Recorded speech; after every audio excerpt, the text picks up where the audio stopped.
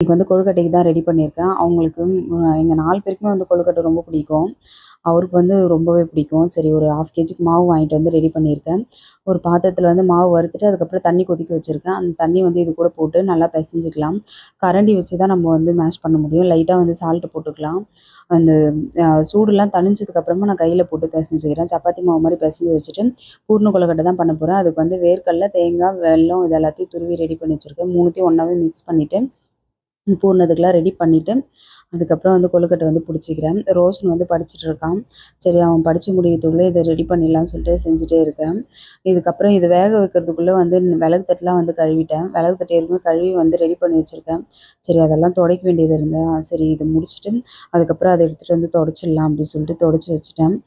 இது இது எல்லாத்தையும் ரெடி பண்ணிவிட்டு குங்குமஞ்செல்லாம் வைக்கலான்னு பார்த்தா டைம் ஆயிடுச்சு. அதுக்கப்புறம் அடுத்த நாள் வந்து வச்சுக்கலாம்னு சொல்லிட்டு எடுத்துகிட்டு போய் வச்சாச்சு.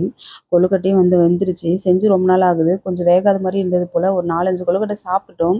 அதுக்கப்புறம் திரும்ப வேக போட்டு சாப்பிட்டோம். நல்லாவே இருந்தது. Thank you. பாய்.